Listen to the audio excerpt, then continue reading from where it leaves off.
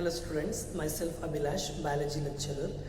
Students, in the last class we discussed about the androecium, gynoecium, fruit as well as seed. So last class alli morphology of flowering plants last video dalli ನಾವು androecium ಮತ್ತೆ gynoecium ನ ಬಗ್ಗೆ discuss ಮಾಡಿದ್ವಿ.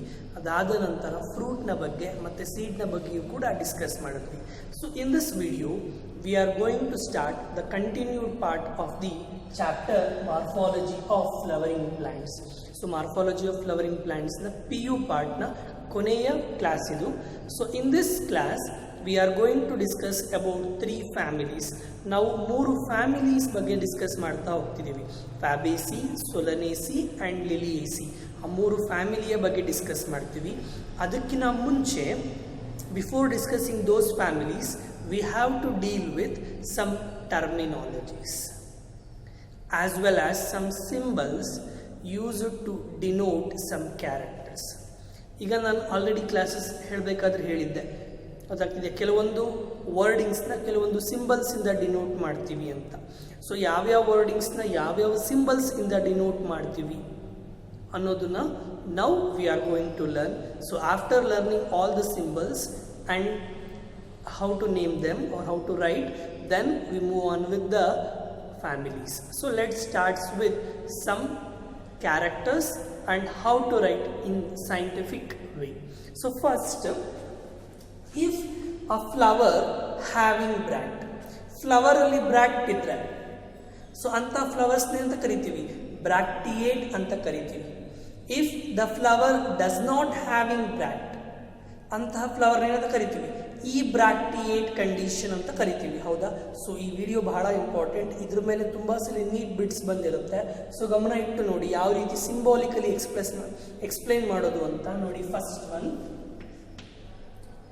If the flower having bract that is known as bracteate. This bracteate is denoted by BR. Okay. If the flower does not having bract, that is known as ebracteate.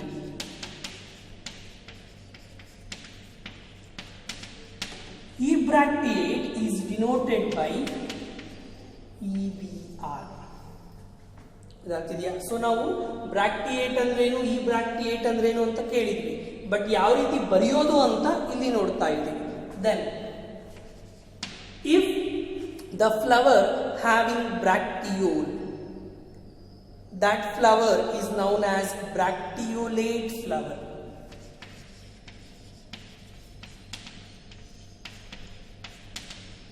That is denoted by BRL. If the flower in which bracteole is absent, that is known as ebracteolate.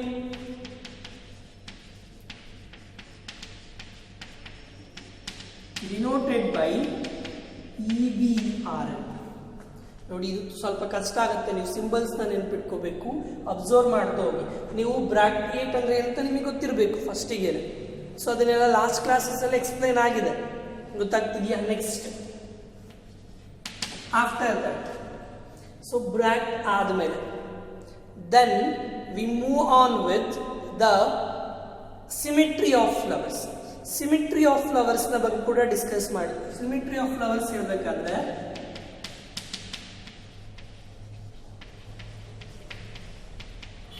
actinomorphic flower. So actinomorphic flower ಅಂದ್ರೆ the flower that exhibits radial symmetry. ಹೌದಾ? So actinomorphic flower ನ ನಾವು ಯಾವ ರೀತಿ denote ಮಾಡ್ತೀವಿ ಅಂದರೆ V denote like this, ಈ ರೀತಿ ಡಿನೋಟ್ ಮಾಡ್ತೀವಿ ಆಕ್ಟಿನೋಮಾರ್ಫಿಕ್ ಫ್ಲವರ್ನ. Okay, next zygomorphic flower. Zygomorphic flower means the flowers that exhibits bilateral symmetry. ಹೌದಾ? ಝೈಗೋಮಾರ್ಫಿಕ್ ಫ್ಲವರ್ಸ್ನ ನಾವು ಈ ರೀತಿ ಡಿನೋಟ್ ಮಾಡ್ತೀವಿ. ನಾವು ಪರ್ಸೆಂಟೇಜ್ ಸಿಂಬಲ್ ಯಾವ ರೀತಿ ಬರಿತೀವೋ ಆ ರೀತಿ ಡಿನೋಟ್ ಮಾಡ್ತೀವಿ. ದೆನ್ ಆಫ್ಟರ್ ದಿಸ್ ಆಕ್ಟಿನೋಮಾರ್ಫಿಕ್ ಆದಮೇಲೆ zygomorphic. Next sexuality of flower. Flowers ಅಲ್ಲಿ ಎರಡು ತರ, unisexual flower and bisexual flower, ಅದಷ್ಟು ನಿಮಗೆ ಗೊತ್ತಿದೆ. ಸೊ ಯೂನಿಸೆಕ್ಸುವಲ್ ಫ್ಲವರ್ ಅಂದ್ರೆ ಏನು? The flower having only the male reproductive part, that is stamen, or the flower having only the female reproductive part, that is pistil. ಹೌದಾ? So ಈ unisexual flowers ಅಲ್ಲಿ ಎರಡು ತರ. ಯೂನಿಸೆಕ್ಸುವಲ್ ಫ್ಲವರ್ಸ್ ಅಲ್ಲಿ ಎರಡು ತರ, ಒಂದು staminate flower and another one is pistillate flower. Staminate flower ಅಂದ್ರೆ ಏನು? The flower having only stamens. Pistillate flower ಅಂದ್ರೆ the flower having only pistils. ನೋಡಿ,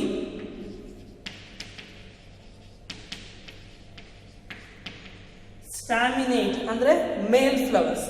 ಮೇಲ್ ಫ್ಲವರ್ಸ್ ನಾವು ಯಾವಾಗಲೂ ಈ ರೀತಿ ಬರಿತೀವಿ, ಕಾಣ್ತಿದೆ ಅಲ್ವಾ ನಿಮಗೆ? ಒಂದು ರೌಂಡ್ ಹಾಕ್ತೀವಿ, ರೌಂಡ್ ಮೇಲೆ ಆರೋ ತೋರಿಸ್ತೀವಿ. That is that is a denotion of male flower. ಅದೇ ಫಿಮೇಲ್ ಫ್ಲವರ್ ಪಿಸ್ಟಿಲೇಟ್ ಆದ್ರೆ ಈ ರೀತಿ ಬರಿತೀವಿ, ಒಂದು ರೌಂಡ್ ಹಾಕ್ತೀವಿ, ರೌಂಡ್ ಕೆಳಗಡೆ ಒಂದು ಲೈನ್ ಹಾಕಿ ಅಡ್ಡ ಇನ್ನೊಂದು ಲೈನ್ ಹಾಕ್ತೀವಿ. ಗೊತ್ತಾಗ್ತಿದೆಯಾ? This is about unisexual. Next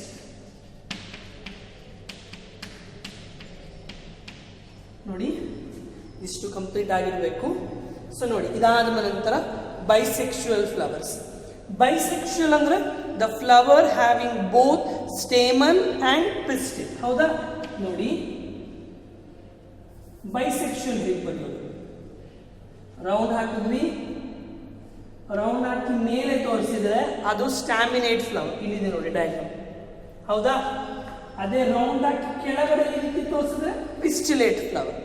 bisexual ಅಂದ್ರೆ ಏನು? Having both stamens and pistil. So we will like this. Then ninth terminology, calyx. Calyx ನ ಯಾವ ರೀತಿ ಬರೆಯೋದು? ಇದು ಬಹಳ important. Calyx is denoted by English alphabet capital K. Calyx ನ English alphabet capital K ಇಂದ ಡಿನೋಟ್ ಮಾಡ್ತೀವಿ. ಗೊತ್ತಾಗ್ತಿದೆಯಾ? ಸೊ ನಾನು ಹೇಳ್ಬೇಕಂದ್ರೆ ಹೇಳಿದ್ದೆ, calyx consist of individual unit known as sepals ಅಂತ ಹೇಳಿದ್ದೆ. ಹೌದಾ? ಕೇಲಿಕ್ಸ್ ಅಲ್ಲಿ ಏನಿರುತ್ತೆ? ಸೆಪಲ್ಸ್ ಇರುತ್ತೆ. ಸೆಪಲ್ಸ್ ಅಲ್ಲಿ again two types, gamosepalous, polysepalous. Gamosepalous ಅಂದ್ರೆ ಏನು? If sepals are united, that is gamosepalous. Polysepalous ಅಂದ್ರೆ if sepals are free, that is known as polysepalous condition. ಈಗ ನೋಡಿ, ಕೇಲಿಕ್ಸ್ ನ ಕ್ಯಾಪಿಟಲ್ ಲೆಟರ್ ಕೆ ಇಂದ ಡಿನೋಟ್ ಮಾಡ್ತೀವಿ, ಸರಿನಾ? ಈಗ ಇದ್ರ ಕೆಳಗಡೆ we will write number of sepals. ಅದಾದ್ಮೇಲೆ ಅದ್ರ ಕೆಳಗಡೆ ನಾವು ನಂಬರ್ ಆಫ್ ಸೆಪಲ್ಸ್ ನ ಬರಿಬೇಕು. ಅಂದ್ರೆ ನೋಡಿ, ಈಗ ಕೇಲಿಕ್ಸ್, ಹೌದಾ? ಸೊ ಈಗ ಹೈಬಿಸ್ಕಸ್ ಅಲ್ಲಿ 5 ಸೆಪಲ್ಸ್ ಇದೆ ಅಂತ ಕೆ ಬರೆದು ಕೆಳಗಡೆ ಈ ರೀತಿ 5 ಅಂತ ಬರಿಬೇಕು. ಗೊತ್ತಾಗ್ತಿದೆಯಾ? 5 ಮೀನ್ಸ್ ಏನು ಅಂದ್ರೆ, K5 ಒಂದು ಇಂಡಿಕೇಶನ್ ಏನು ಅಂದ್ರೆ the flower consist of 5 sepals. ಹೌದಾ? ಇಷ್ಟಕ್ಕೆ ಮುಗಿಲಿಲ್ಲ. If the sepals are free, if the sepals are free, we should like this, that is known as polycephalous condition. If the sepals are united, so gamocephalous condition ಆಗಿದ್ರೆ ಈ ರೀತಿ arrow mark ಹಾಕಬೇಕು, bracket, ಆರೋ ಅಲ್ಲ bracket ಹಾಕಬೇಕು. ಗೊತ್ತಾಗ್ತಿದೆಯಾ? if the sepals are united, that is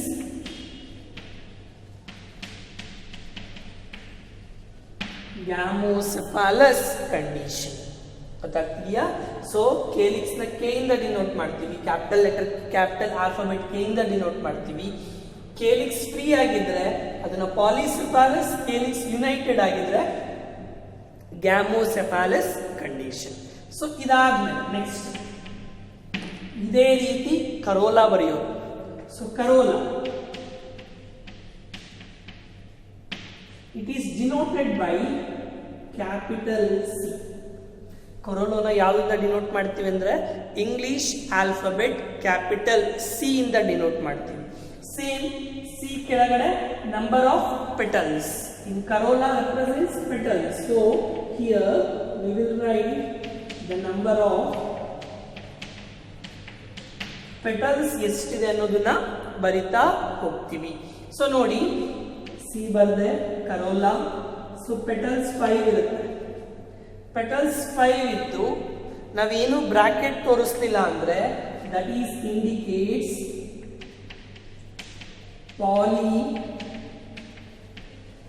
polypetalous condition.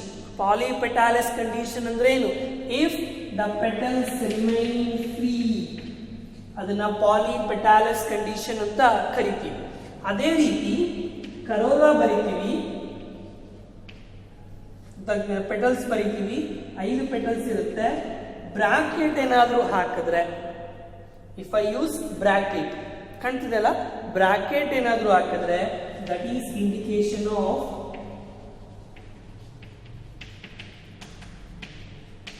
ಗ್ಯಾಮೋಪೆಟಾಲಿಸ್ condition. Gamopetalous ಅಂದ್ರೆ ಏನು? If the petals R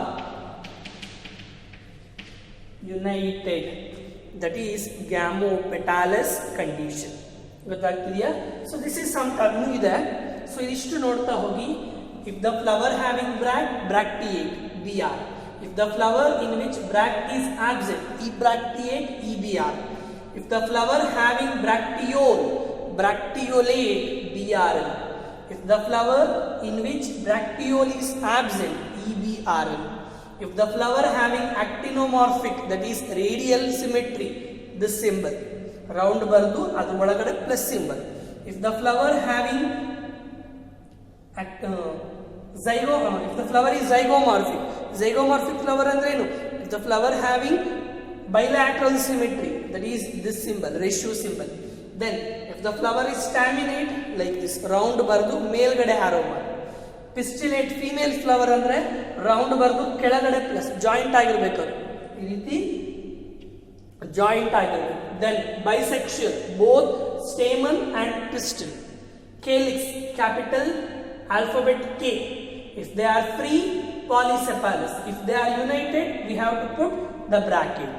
Corolla, capital C, indicates number of petals. If the petals are free, no bracket. If the petals having united, then we must write the bracket. Then we move on with androecium. So this to clear ಆದ್ಮೇಲೆ next we move on with androecium. So next we move on with the androecium.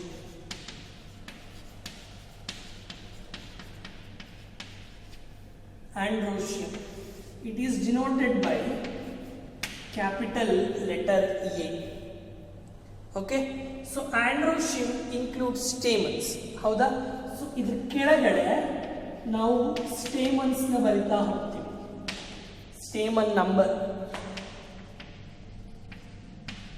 we have to write the stamens number. For example, ಈಗ ಯಾವುದೋ ಒಂದು plant ತೆಗೆದುಕೊಳ್ಳಿ. Imagine I am telling. So in case of the Vinca rosea, ನಿತ್ಯ ಪುಷ್ಪ, ಈ ಗಿಡದಲ್ಲಿ 4 stamen ಇದೆ ಅನ್ಕೊಂಡ್ರೆ ಆಂಡ್ರೋಶಿಯಂ ಬರಿತೀವಿ. we should write 4. 4 ಸ್ಟೇಮನ್ಸ್ ಇದೆ ಅಂತ ಬರುತ್ತೆ. ಬಟ್ ಇನ್ನು ಕೆಲವೊಂದು ಗಿಡದಲ್ಲಿ if the plant having 4 stamens, we should write like this. ಇನ್ನು ಕೆಲವೊಂದು ಗಿಡದಲ್ಲಿ the stamens are arranged in 2 bundles, diadelphous condition. ಹೌದಾ? in some flowers the stamens arranged in diadelphous condition. Diadelphous ಅಂದ್ರೆ ಏನು?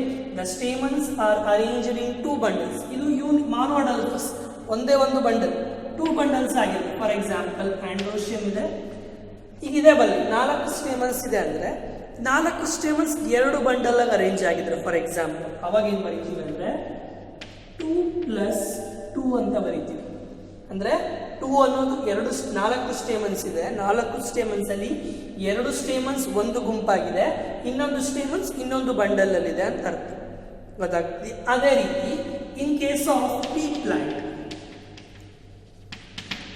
ನಾನು ಹೇಳಬೇಕಾದ್ರೆ ಹೇಳಿದೆ, pea plant is example for diadelphous condition in which it consist of 10 stamens. 10 stamens ಇರುತ್ತೆ pea plant ಅಲ್ಲಿ. ಆ 10 stamens ಯಾವ ರೀತಿ, in 10 stamens out of 10 9 stamens are arranged in one bundle and remaining 1 stamen set free. ನಾನು diagram ಕೂಡ ಹಾಕಿದ್ದೆ, ಗೊತ್ತಾಗ್ತಿದೆಯಾ? 9 stamens ಒಂದು bundle ಅಲ್ಲಿ ಇರುತ್ತೆ, 1 ಸ್ಟೇಮನ್ ಸಪರೇಟ್ ಇರುತ್ತೆ.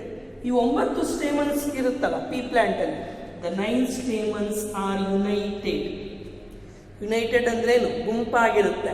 ಯುನೈಟೆಡ್ ಅಥವಾ ಗುಂಪಾಗಿದ್ರೆ ನಾವು ಬ್ರಾಕೆಟ್ ಹಾಕಬೇಕು. ಹೇಗೆ ಗ್ಯಾಮೋಸೆಫಾಲಸ್ ಗ್ಯಾಮೋಪೆಟಾಲಸ್ ಬ್ರಾಕೆಟ್ ಹಾಕಿದ್ವಲ್ಲ, ಅದೇ ರೀತಿ ಇಲ್ಲೂ ಕೂಡ ನಾವು ಬ್ರಾಕೆಟ್ ಹಾಕಬೇಕು. ಗೊತ್ತಾಗ್ತಿದೆಯಾ?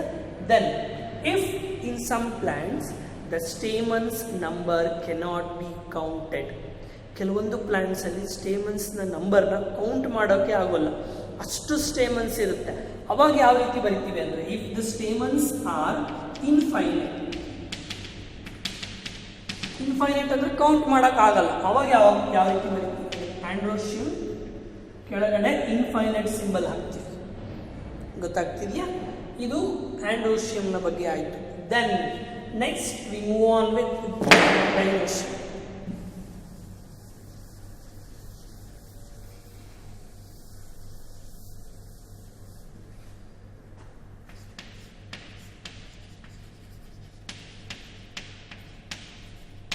is denoted by capital G.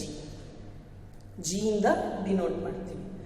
ಆಮೇಲೆ ನಾವು ಗೈನೋಶಿಯಂ ಹೇಳಬೇಕಂದ್ರೆ ಹೇಳಿದ್ವಿ, ಓವರಿಯ ಬಗ್ಗೆ ಹೇಳಿದ್ವಿ. Okay, depending on the position of ovary there are 3 types of flowers are present. ಹೌದಾ? One is hypogynous flower,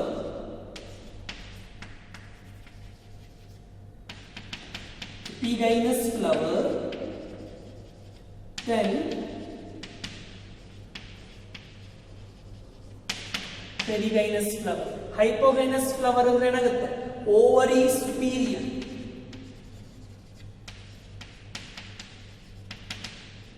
okay, epigynous flower ಅಲ್ಲಿ ಓವರಿ ಇನ್ಫೀರಿಯರ್. ಪೆರಿಗೈನಸ್ ಫ್ಲವರ್ ಅಲ್ಲಿ ಓವರಿ ಹಾಫ್ ಇನ್ಫೀರಿಯರ್. ಸೊ ಇದು ನಮಗೆ ಕಂಡೀಷನ್ ಗೊತ್ತಿರಬೇಕು. ಗೊತ್ತಾಗ್ತಿದೆಯಾ? So in hypogynous flower the ovary is superior, in epigynous flower the ovary is inferior, in perigynous flower the ovary is half superior or half inferior. So hypogynous flower ಅಂದ್ರೆ ಹೇಗೆ ಬರೆಯೋದು ಅಂದ್ರೆ ನೋಡಿ, I am writing here, ಗೈನೋಶಿಯಂ ಬರೀತೀರಾ, ಬರೆದು ಕೆಳಗಡೆ ಈ ರೀತಿ underline ಮಾಡಬೇಕು. ಗೊತ್ತಾಗ್ತಿದೆಯಾ? This indicates hypogynous flower. ಅದೇ ಪೆರಿಗೈನಸ್ ಫ್ಲವರ್ ಆಗಿದ್ರೆ ಜಿ ಬರೀತೀರಾ,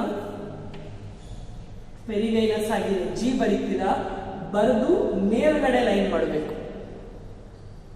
ಗೊತ್ತಾಗ್ತಿದೆ? ಎಪಿಗೈನಸ್. ಹೈಪೋಗೈನಸ್ ಅಂದ್ರೆ gynoecium superior, remaining whorls develops below the ovary. ಇದು ಡೆಫಿನೇಷನ್, ಅದಕ್ಕೆ ಬೇರೆ ಓರಲ್ಸ್ ನ ಕೆಳಗಡೆ ತೋರಿಸ್ತಾ ಇದ್ದೀವಿ. ಸೊ ಎಪಿಗೈನಸ್ ಅಂದ್ರೆ ಓವರಿ ಇನ್ಫೀರಿಯರ್, ಗೈನೋಶಿಯಂ ಕೆಳಗಡೆ ಇದೆ, ಬೇರೆ ಓರಲ್ಸ್ ಮೇಲ್ಗಡೆ ಇದೆ, androecium calyx corolla. Then perigynous ನ ಕ್ಯಾಪಿಟಲ್ ಜಿ ಬರೆದು ಮಧ್ಯದಲ್ಲಿ ಈ ರೀತಿ ಲೈನ್ ತೋರಿಸ್ತೀವಿ. ಗೊತ್ತಾಗ್ತಿದೆಯಾ? This indicates perigynous condition. So ಇದಾದ ಮೇಲೆ ಇನ್ನೂ ಇದೆ. Then totally we discuss 4 whorls, calyx, corolla, androecium, gynoecium ನ ಡಿಸ್ಕಸ್ ಮಾಡಿ. ಹೌದಾ? ಸೊ ನೋಡಿ, ಕೇಲಿಕ್ಸ್ ನ ಕೆ ಇಂದ ಡಿನೋಟ್ ಮಾಡ್ತೀವಿ, ಕರೋಲಾನ ಸಿ ಇಂದ ಡಿನೋಟ್ ಮಾಡ್ತೀವಿ, ಆಂಡ್ರೋಶಿಯಂ ನ ಎ ಇಂದ ಡಿನೋಟ್ ಮಾಡ್ತೀವಿ, ಗೈನೋಶಿಯಂ ನ ಜಿ ಇಂದ ಡಿನೋಟ್ ಮಾಡ್ತೀವಿ. ಈಗ ಆದ್ಮೇಲೆ in some condition the stamens is attaches to petals. ಹೌದಾ? ಎಪಿಪೆಟಾಲಸ್ ಕಂಡೀಷನ್ ನಾನು ಹೇಳಿದ್ದೆ.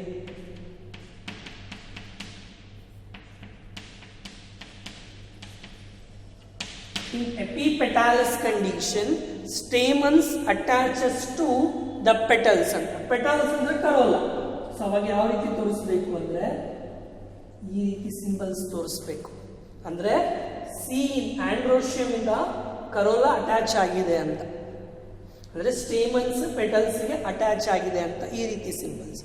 But in some plants the flowers in which calyx corolla cannot be differentiated, such condition is known as perianth. Perianth is denoted by capital P. Perianth is denoted by capital P. ಕೆಲವೊಂದು flowers ಅಲ್ಲಿ perianth ಇರುತ್ತೆ, androecium ಇರುತ್ತೆ ಮತ್ತು gynoecium ಇರುತ್ತೆ. Where in the case of the onion ಅಲ್ಲಿ calyx corolla ಇರೋದಿಲ್ಲ, perianth ಇರುತ್ತೆ. So in some flowers the androecium is attaches to perianth and that condition is known as epiphyllous. So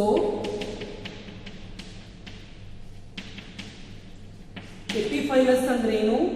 ಆಂಡ್ರೋಶಿಯಮ್ is attaches to perianth. That condition is known as epiphylous condition. ಗೊತ್ತಾಗ್ತಿದೆಯಾ? ಇದು epiphyllous condition ನ denote ಮಾಡೋದು. Okay, this is about the floral symbols and how to write those. ಅದಕ್ಕೆ ಯಾವ್ಯಾವ ರೀತಿ ಯಾವ್ಯಾವ ಕ್ಯಾರೆಕ್ಟರ್ಸ್ನ ಬರೀಬೇಕು ಅನ್ನೋದನ್ನ ಡಿಸ್ಕಸ್ ಮಾಡಿದ್ವಿ. Now we starts with the families. So first we starts with the family Fabaceae.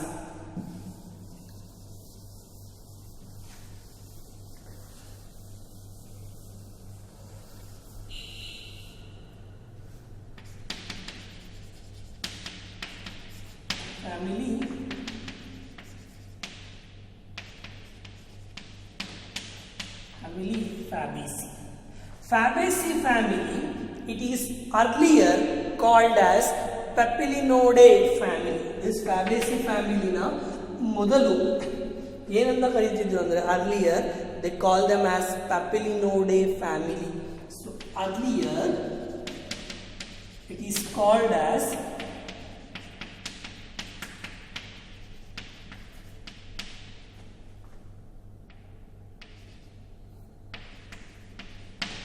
Papilionode family. ಇದನ್ನ earlier Papilionode ಅಂತ family, Papilionoceous family ಅಂತ ಕರೀತಾ ಇದ್ರು. And this Fabaceae family, it is a subfamily of Leguminosae. Leguminosae ಅನ್ನುವ ಫ್ಯಾಮಿಲಿಲಿ 3 ಸಬ್ family ಇದೆ, ಅದರಲ್ಲಿ ಇದು ಒಂದು. ಗೊತ್ತಾಗ್ತಿದೆಯಾ? Family Fabaceae, it is a subfamily of family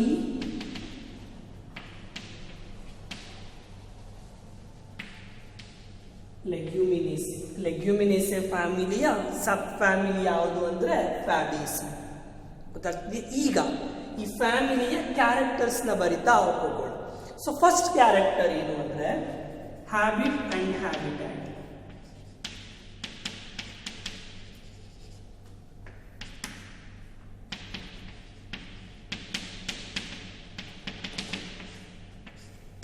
habit and habitat. Habitat ಅಂದ್ರೆ the place where organisms live, ಎಲ್ಲಿ ಬದುಕುತ್ತೆ, ಎಲ್ಲಿ ಇರುತ್ತೆ ಅನ್ನೋ ಜಾಗ.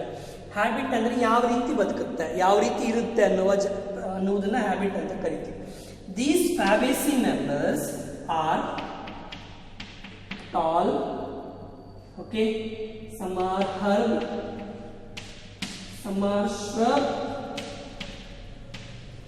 and some are trees. ಕೆಲವೊಂದು ಗಿಡಗಳು ಉದ್ದ ಇರುತ್ತೆ, ಕೆಲವೊಂದು ಹರ್ಬ್ಸ್ ಗಿಡ ಭೂಮಿಯಿಂದ ಸ್ವಲ್ಪ ಮಟ್ಟಿಗೆ ಮಾತ್ರ ಮೇಲ್ ಬೀಳುತ್ತೆ, ಹುಲ್ಲುಗಳು. ಸಮ್ ಆರ್ ಸ್ಟಬ್ಸ್, ಪೊದೆಗಳು, ಅಂಡ್ ಸಮ್ ಆರ್ ಟ್ರೀಸ್. ಗೊತ್ತಾಗ್ತಿದೆಯಾ? So then habit and habitat ಆದ್ಮೇಲೆ ಸೆಕೆಂಡ್ ಒನ್ ರೂಟ್. ಸೊ ಈ Fabaceae ಮೆಂಬರ್ಸ್ನ ಗಿಡಗಳ ಮೆಂಬರ್ಸ್ನ ರೂಟ್ ಯಾವ ರೀತಿ ಇರುತ್ತೆ? So Fabaceae is a dicot plant, dicot family. So root ಯಾವ ರೀತಿ ಇರುತ್ತೆ ಡೈಕಾಟ್ ಪ್ಲಾಂಟ್ಸ್ ಅಲ್ಲಿ? In all dicot plants the root is tap root system. So the root in Fabaceae members is tap root system. Then root ಆದ್ಮೇಲೆ third one stem. Stem ಯಾವ ರೀತಿ ಇರುತ್ತೆ? Fabaceae members.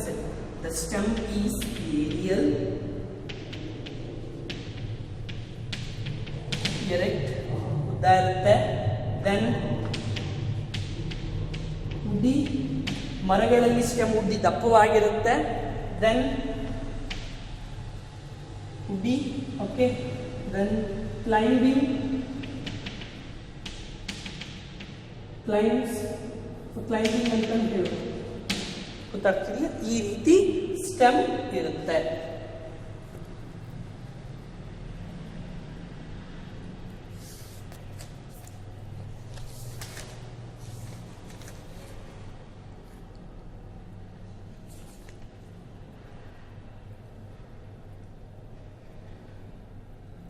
Okay, so ನೋಡಿ, erect, woody, climbing ಏನು ಬೇಡ. Then root, stem ಆದಮೇಲೆ next leaves.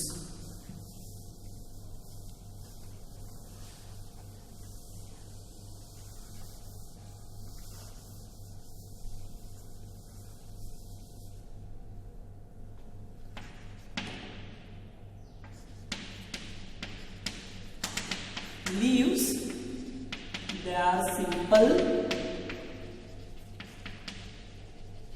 or compound. Simple ಆಗಿರ್ಬೋದು ಅಥವಾ ಕಾಂಪೌಂಡ್ ಆಗಿರ್ಬೋದು. ಕೆಲವೊಂದು ಫ್ಯಾಮಿಲಿ ಮೆಂಬರ್ಸ್ ಅಲ್ಲಿ, ಕೆಲವೊಂದು ಗಿಡಗಳಲ್ಲಿ ಸಿಂಪಲ್ ಲೀಫ್ ಇದ್ರೆ, ಕೆಲವೊಂದು ಗಿಡಗಳಲ್ಲಿ ಕಾಂಪೌಂಡ್ ಲೀಫ್ ಇರುತ್ತೆ. ಕಾಂಪೌಂಡ್ ಲೀಫ್ ಅಲ್ಲಿ ಈಗ 2 ಟೈಪ್ಸ್ ಇದೆ, ಪಿನ್ನೇಟ್ಲಿ ಕಾಂಪೌಂಡ್ ಮತ್ತೆ ಪಾಮೆಟ್ಲಿ ಕಾಂಪೌಂಡ್ ಅಂತ.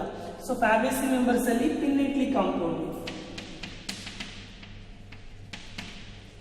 ಪಿನ್ನೇಟ್ಲಿ ಕಾಂಪೌಂಡ್ ಲೀಫ್ ಇರುತ್ತೆ. ದೆನ್ ಲೀಫ್ ಆದ್ಮೇಲೆ next inflorescence.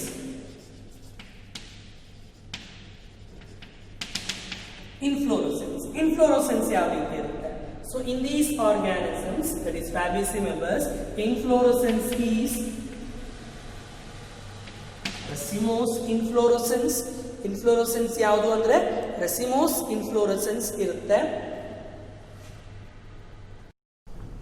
Next inflorescence, ರಸಿಮೋಸ್.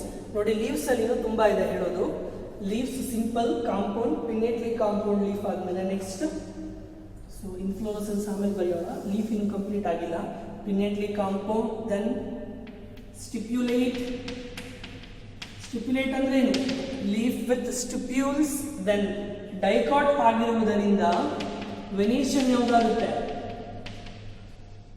Reticulate venation. ಗೊತ್ತಾಗ್ತಿದೆಯಾ? Reticulate venation.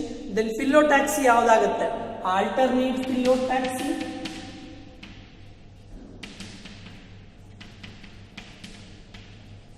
exhibits alternate phyllotaxy.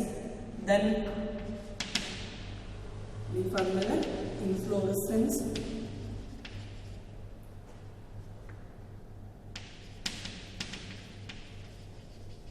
racemose inflorescence ಇರುತ್ತೆ.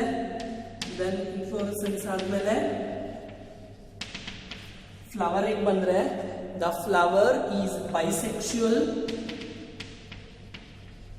Then zygomorphic.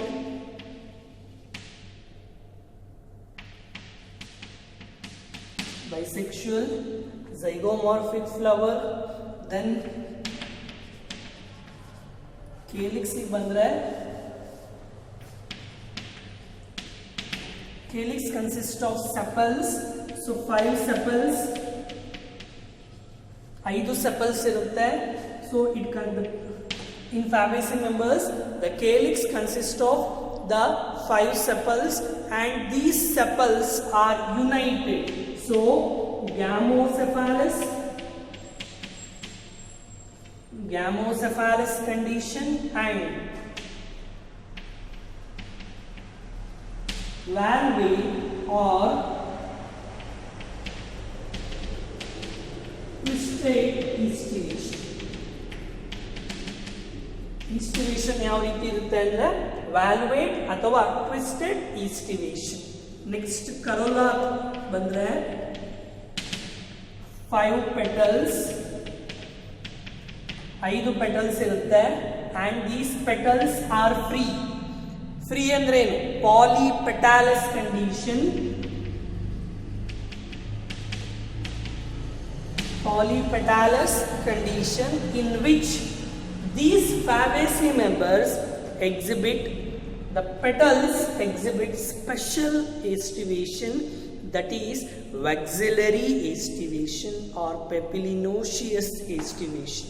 So they exhibit, right here, maxillary or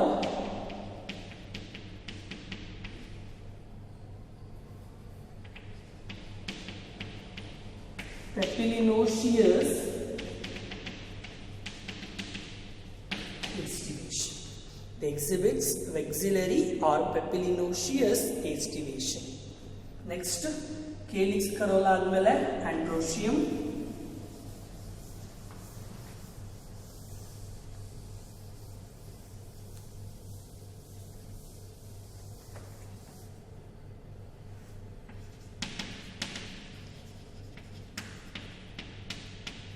Androecium. So androecium ಬಗ್ಗೆ ಹೇಳೋದಾದ್ರೆ, so in this case the androecium, they consist of stamens and they have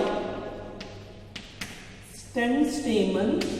Okay, the 10 stamen arranged in 2 bundles, that is diathecous, so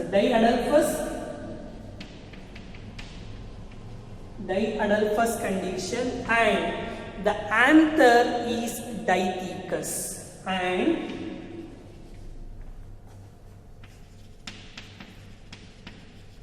diathecous anther.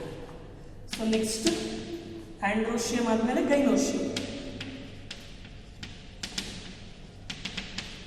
Gynoecium ಬಗ್ಗೆ ಹೇಳೋದಾದ್ರೆ, so here the ovary is superior,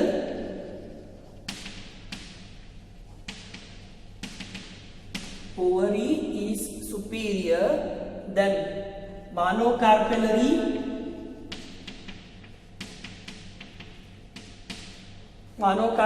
ovary. Monocarpellary ovary ಅಂದ್ರೆ ಏನು? The ovary with single carpels and unilocular ovary. Unilocular ovary ಅಂದ್ರೆ ಏನು? The ovary with single chamber, that is unilocular ovary. Then after all this, then we move on with the fruit and seed. So in this case the fruit is legume, seed is one or more. So ಈ Fabaceae members ಅಲ್ಲಿ ಹಣ್ಣಿನಲ್ಲಿ seed ಒಂದು ಅಥವಾ ಜಾಸ್ತಿ ಇರಬಹುದು, and the seeds are non endospermic. ಗೊತ್ತಾಗ್ತಿದೆಯಾ? seed may be one or more and non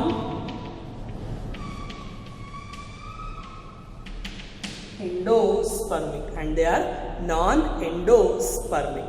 ಗೊತ್ತಾಗ್ತಿದೆಯಾ? ಈಗಾದ ನಂತರ ಇದಕ್ಕೆ ನಾವು ಫ್ಲೋರಲ್ ಫಾರ್ಮುಲಾ, ಫ್ಲೋರಲ್ ಡಯಾಗ್ರಾಮ್ ಬರೀಬೇಕು. This is very important. So ಇದಿಷ್ಟು ಬರೆದ್ವಲ್ಲ, ಇದರ ಆಧಾರದ ಮೇಲೆ ನಾವು ಫ್ಲೋರಲ್ ಫಾರ್ಮುಲಾ, ಫ್ಲೋರಲ್ ಡಯಾಗ್ರಾಮ್ ನ ಬರೀಬೇಕು. So next we write on the floral formula and floral diagram for Fabaceae family.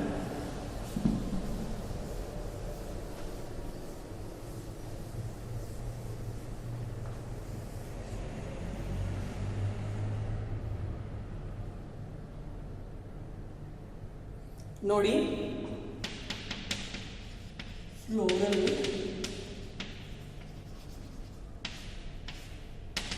Floral formula ಯಾವ ರೀತಿ ಬರೆಯೋದು?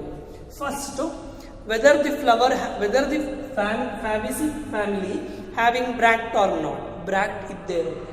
ಸೊ ಬ್ರಾಕ್ಟ್ ಇದ್ರೆ ಬ್ರಾಕ್ಟಿಯೇಟ್ ಅಂದ್ರೆ BR. ನೋಡಿ, ಆರ್ನ ನಾವು ಈಗಲೂ ಬರಿಬೋದು, ನೆನಪಿರ್ಬೇಕು ನಿಮಗೆ. BR bracteate condition. ಅದಾದ ನಂತರ ಸಿಮಿಟ್ರಿ ಏನು?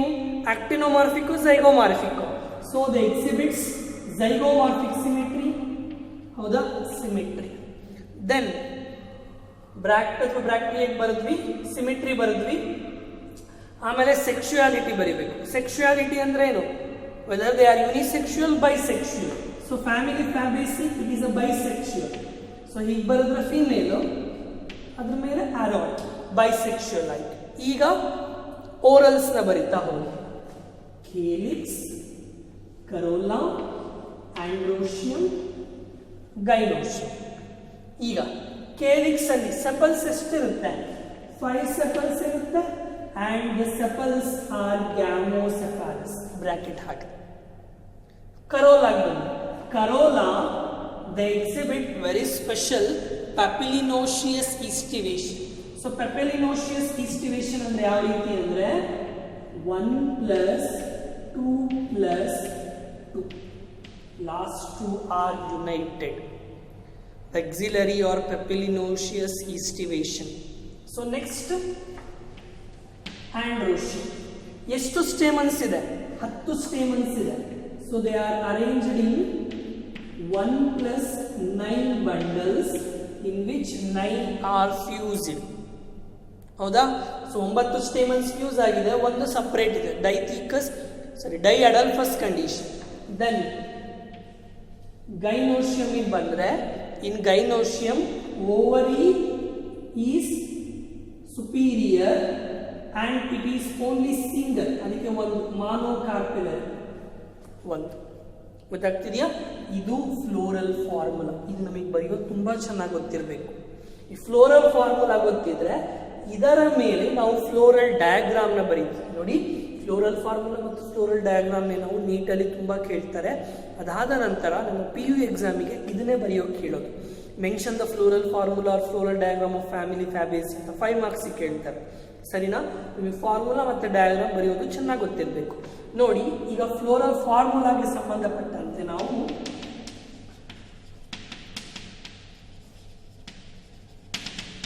ಫ್ಲೋರಲ್ ಡಯಾಗ್ರಾಮ್ ಬರೀತಾ ಹೋಗೋಣ. ಸೊ ಯಾವ ರೀತಿ ಬರೆಯೋದು ಫ್ಲೋರಲ್ ಡಯಾಗ್ರಾಮ್? ನೋಡಿ, ಇವಕ್ಕೆ ಫ್ಲೋರಲ್ ಡಯಾಗ್ರಾಮ್ ಹಾಕಕ್ಕೆ ಬರಲ್ಲ. ಕೇಲಿಕ್ಸ್, ಕರೋಲಾ, ಆಂಡ್ರೋಶಿಯಂ ಮತ್ತು ಗೈನೋಶಿಯಂಗೆ ಫ್ಲೋರಲ್ ಡಯಾಗ್ರಾಮ್ ಹಾಕಬೇಕು. ಯಾವ ರೀತಿ ಅಂದ್ರೆ ನೋಡಿ, ಫಸ್ಟ್ ಈ ರೀತಿ ಒಂದು ರೌಂಡ್ ಸರ್ಕಲ್ ಹಾಕೊಳ್ಳಿ. ಸೊ ಮೊದಲು ಕೇಲಿಕ್ಸ್ ನಥಿಂಗ್ ಬಟ್ ಸೆಪಲ್ಸ್. ಎಷ್ಟು ಸೆಪಲ್ಸ್ ಇದೆ? 5 ಸೆಪಲ್ಸ್ ಇದೆ. ನೋಡಿ, ಈ ರೀತಿ 5 ಲೈನ್ಸ್ ಬರಬೇಕು, 5 ಸರ್ಕಲ್ ಹಾಕಬೇಕು.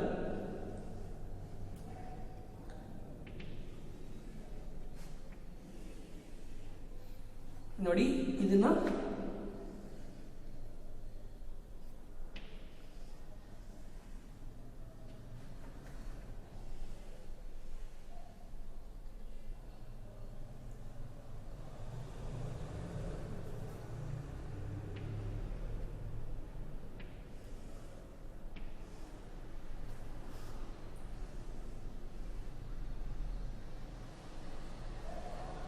ನೋಡಿದ್ರ 1 2 3 4 5 ಸೆಪಲ್ಸ್ ಈ ರೀತಿನೇ ಬರೀಬೇಕು. Pointed 5 sepals 5. ಅದು ಫ್ರೀ ಇದೆಯೋ ಫ್ಯೂಸ್ ಆಗಿದೆ ಅಲ್ವಾ? ನೋಡಿ, ಇಲ್ಲಿ ಮಧ್ಯ ಈ ರೀತಿ ಗ್ಯಾಪ್ ಬಿಟ್ರೆ ಇದು ಫ್ರೀ ಅಂತ ಅರ್ಥ. ಇದನ್ನ ಈ ರೀತಿ ಕೂಡಿಸಿದ್ರೆ ಅದು ಗ್ಯಾಮೋಸೆಫಾಲಸ್ ಕಂಡೀಷನ್ ಅಂತ ಅರ್ಥ. ನೋಡಿ, ಈ ರೀತಿ ಕೂಡಿಸ್ಬೇಕು. ಈಗ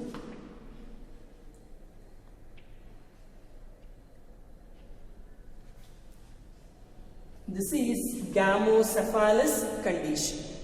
Then corolla, 5 corolla ಇದೆ. They exhibits papillary or vexillary estivation. ನೋಡಿ, sepals 5, gamocephalous, they exhibits valvate or twisted estivation. ಇದು valvate estivation ಅಂತ ಬರ್ದಿರೋದು. ಈಗ ಗೊತ್ತಾಗ್ತಿದೆಯಾ? So petals are arranged one after another. One margin of the petal touches to another one without overlapping. So this is valvate estivation ಅಂತ ಬರ್ದಿರೋದು. So ನೋಡಿ, second one ಕರೋಲಾದಲ್ಲಿ ವೆಕ್ಸಿಲರಿ ಇಸ್ಟಿವೇಶನ್ ಅಂದ್ರೆ ಏನು? So 5 petals ಇರುತ್ತೆ, ಅದರಲ್ಲಿ ಒಂದು ಲಾರ್ಜರ್ ಪೆಟಲ್ ಇರುತ್ತೆ. The one petal is larger. ಒಂದು petal ದೊಡ್ಡದಿರುತ್ತೆ, ಅದನ್ನ ಲಾರ್ಜರ್ ಪೆಟಲ್ನ ಸ್ಟ್ಯಾಂಡರ್ಡ್ ಅಂತ ಕರಿತೀವಿ. The one petal is larger, known as standard. 1 ಆಯ್ತು. ಇನ್ನೆರಡು, the 2 petals are smaller, they are known as the wings.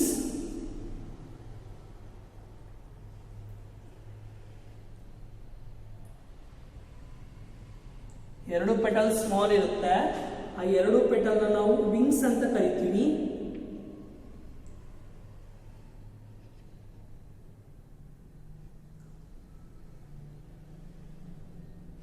Rings ಆಯಿತು ನೋಡಿ. 1 + 2 ನೋಡಿ, ಇವೆರಡು ಫ್ಯೂಸ್ ಆಗಿಲ್ಲ, ಅದಕ್ಕೆ ನಾನು ಬ್ರಾಕೆಟ್ ಹಾಕಿಲ್ಲ. Then remaining 2 are smaller petals, they are known as keels.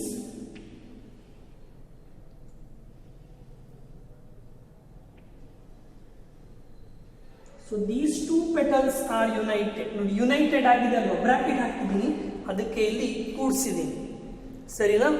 Then calyx ಆಯಿತು, ಕರೋಲ ಆಯಿತು. ನೆಕ್ಸ್ಟ್ ಆಂಡ್ರೋಶಿಯಂ. ಸೊ ಆಂಡ್ರೋಶಿಯಂ ಅಲ್ಲಿ ಎಷ್ಟು ಸ್ಟೇಮನ್ಸ್ ಇದೆ? 9 + 1 10 ಸ್ಟೇಮನ್ಸ್ ಇದೆ. So these 10 stamens they are dithecous in arrangement. ಯಾವ ರೀತಿ ಬರೆಯುವುದು ಅಂದ್ರೆ ನೋಡ್ಕೊಳ್ಳಿ,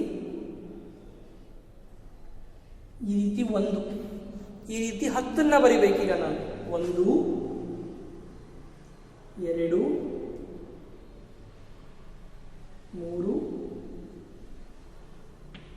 5 6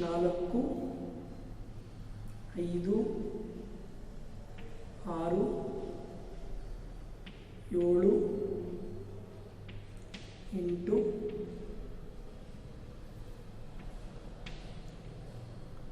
9 10 ಡೈಥೀಕಸ್ ಇದೆ. ದೆನ್ 10 ಸ್ಟೇಮನ್ಸ್ ಇದೆ. ಅದರಲ್ಲಿ 9 ಸ್ಟೇಮನ್ಸ್ ಒಂದು ಗುಂಪು, 1 ಸಪರೇಟ್ ಅಂತ ಹೇಳಬೇಕಲ್ವಾ. ನೋಡಿ, ಇದನ್ನ ಸಪರೇಟ್ ಬಿಡ್ತೀನಿ ನಾನು, ಈ 9ನ್ನ ಕೂಡಿಸ್ತಾ ಬರ್ತೀನಿ. ಯಾವ ರೀತಿ ಅಂದರೆ 1 2 3 4 5 6 7 1 2 3 4 5 6 9. ನೋಡಿ, 9 ಕೂಡಿದೆ, 1 ಸಪರೇಟ್ ಇದೆ. 9 + 1 and 9 ಆರ್ ಫ್ಯೂಸಸ್. ನೋಡಿ, 9 ಕೂಡಿಸಿದ್ದೀನಿ ನಾನು. ಆಮೇಲೆ ಗೈನೋಶಿಯಂ ಬಂದೆ ಮಾನೋಕಾರ್ಪೆಲರಿ. ಮಾನೋಕಾರ್ಪೆಲರಿ ಅಂದ್ರೆ ಈ ರೀತಿ ಬರೀಬೇಕು, ಒಂದೇ ಒಂದು ಚೇಂಬರ್ಸ್, ಗೊತ್ತಾಗ್ತಿದೆಯಾ? Unilocular. So this is the floral formula and floral diagram of family Fabaceae. ಇದು Fabaceae ಫ್ಯಾಮಿಲಿಯ ಫ್ಲೋರಲ್ ಫಾರ್ಮುಲಾ ಮತ್ತೆ floral diagram. Okay, next we move on with the economic importance. Next family Fabaceae economic importance. ಏನೇನು ಲಾಭ ಇದೆ ಈ ಫ್ಯಾಮಿಲಿಯಿಂದ ಅಂದರೆ, ಯಾವ್ಯಾವ ಗಿಡಗಳಿಂದ ಯಾವ್ಯಾವ ರೀತಿ ಲಾಭ ಇದೆ ಅಂದರೆ ನೋಡಿ, ಫಸ್ಟ್ ಒನ್ ಪಲ್ಸಸ್. ನಾವೇನು ಬೇಳೆಕಾಳುಗಳನ್ನ ತಿಂತೀವಲ್ಲ, ಅದೆಲ್ಲ ಬೇಳೆಕಾಳುಗಳು ಯಾವ ಗುಂಪಿಗೆ ಸೇರುತ್ತೆ ಅಂದರೆ ಗಿಡಗಳು ಫ್ಯಾಬೇಸಿ ಫ್ಯಾಮಿಲಿಗೆ ಸೇರುತ್ತೆ. ಫಾರ್ ಎಕ್ಸಾಂಪಲ್ ಗ್ರಾಮ್ ಆಗಿರ್ಬೋದು, ಅರ್ಹರ್ ಆಗಿರ್ಬೋದು, ಸೆಮ್ ಆಗಿರ್ಬೋದು, ಮೂಂಗ್ ದಾಲ್ ಆಗಿರ್ಬೋದು, ಅಥವಾ ಸೋಯಾಬೀನ್ ಆಗಿರ್ಬೋದು, ಅದೆಲ್ಲ ಯಾವ ಫ್ಯಾಮಿಲಿಗೆ ಸೇರುತ್ತೆ ಅಂದರೆ family Fabaceae. Then edible oil. ಕೆಲವೊಂದು ಈ ಫ್ಯಾಮಿಲಿ ಫ್ಯಾಬೇಸಿಯ ಕೆಲವೊಂದು ಗಿಡಗಳಿಂದ ನಾವು ಎಣ್ಣೆಯನ್ನು ತೆಗಿತೀವಿ, ಎಡಿಬಲ್ ಆಯಿಲ್ನ ತೆಗಿತೀವಿ. ಯಾವ್ಯಾವು ಅಂದರೆ ಸೋಯಾಬೀನ್ ಆಗಿರ್ಬೋದು, ಗ್ರೌಂಡ್ ನಟ್ ಆಗಿರ್ಬೋದು. ನಾವೇನು ಶೇಂಗಾ ಅಂತ ಕರಿತೀವಲ್ಲ, groundnut is belongs to family Fabaceae. Then dye, ಬೆಣ್ಣ. ಸೊ ಇಂಡಿಗೋಫೆರಾ ಅಂತ ಒಂದು ಗಿಡ ಇದೆ, ಅದು ಫ್ಯಾಮಿಲಿ ಫ್ಯಾಬೇಸಿಗೆ ಸೇರುತ್ತೆ. ಆ ಗಿಡದಿಂದ ನಾವು ಕಲರ್ನ ಎಕ್ಸ್ಟ್ರಾಕ್ಟ್ ಮಾಡ್ತೀವಿ, ಡೈನ ಎಕ್ಸ್ಟ್ರಾಕ್ಟ್ ಮಾಡ್ತೀವಿ, ಡೈನ ತೆಗೆದುಕೋಬಹುದು. ದೆನ್ ಫೈಬರ್, ನಾರುಗಳು. ಸೊ ಯಾವ ಗಿಡದಿಂದ ನಾರನ್ನ ತೆಗಿತೀವಿ ಫ್ಯಾಬೇಸಿ ಫ್ಯಾಮಿಲಿ ಅಂದರೆ ಸನ್ ಹೆಂಪ್ ಅಂತ. ಈ ಗಿಡದಿಂದ ನಾವು ನಾರನ್ನ ತೆಗೆದುಕೊಳ್ತೀವಿ, ಈ ಗಿಡ ಫ್ಯಾಬೇಸಿ ಫ್ಯಾಮಿಲಿಗೆ ಸೇರುತ್ತೆ. ದೆನ್ ಫಾಡರ್, ಮೇವು, ಸೆಸ್ಬೇನಿಯಾ ಅಂತ ಇದೆ, ಮತ್ತೆ ಟ್ರೈಫೋನಿಯಂ ಅಂತಿದೆ. ಸೊ ಈ ಗಿಡದಿಂದ ಏನು ಮಾಡ್ತೀವಿ, ಎರಡು ಗಿಡಗಳನ್ನ ನಾವು ಫಾಡರ್ ಆಗಿ ಯೂಸ್ ಮಾಡ್ತೀವಿ, ಮೇವಿಗೆ ಬಳಸ್ತಾ ಹೋಗ್ತೀವಿ. Then medicine. ಯಾವುದು ಮೆಡಿಸಿನ್, ಯಾವ ಗಿಡನ ಮೆಡಿಸಿನ್ ಬಳಸ್ತೀವಿ ಅಂತಂದ್ರೆ ಮಲಾಯ್ಕಿ ಅಂತ ಒಂದು ಗಿಡ ಇದೆ, ಆ ಗಿಡದಿಂದ ನಾವು ಮೆಡಿಸಿನ್ನ ಯೂಸ್ ಮಾಡ್ತೀವಿ, ಮೆಡಿಸಿನಲ್ ಪರ್ಪಸ್ಸಿಗೆ ಬೆಳೆಸ್ತಾ ಹೋಗ್ತೀವಿ. ಅದೇ ರೀತಿ ಆರ್ನಮೆಂಟಲ್ ಪರ್ಪಸ್ಸಿಗೆ ಲುಪಿನ್ ಅನ್ನುವ ಒಂದು ಗಿಡ ಇದೆ, ಮತ್ತು ಸ್ವೀಟ್ ಪೊಟ್ಯಾಟೊ ಅನ್ನುವ ಇನ್ನೊಂದು ಗಿಡ ಇದೆ. ಇವೆರಡು ಗಿಡನ ನಾವೇನು ಮಾಡ್ತೀವಿ, ಆರ್ನಮೆಂಟಲ್ ಆಗಿ ಬಳಸ್ತಾ ಹೋಗ್ತೀವಿ. ಸೊ ನಿಮಗೆ 3 ಮಾರ್ಕ್ಸಿಗೆ mention the economic importance of family Fabaceae ಅಂತ ಕೇಳಿದಾಗ ಈ ರೀತಿ ಗಿಡದ ಹೆಸರು ಬರೆದು ಬರಿಬೇಕು, ಅಥವಾ ನೀಟಲ್ಲಿ. So name the member of the family from which medicinal plant extracted, ಮಲಾಯಿತಿ in which Fabaceae family. So ಈ ರೀತಿನಾದರೂ ಕೇಳಬಹುದು, ಸರಿನಾ? This is about the family Solanaceae. In next we discuss about family Fabaceae. This is about, in next class we discuss about family Solanaceae and Liliaceae. Thank you.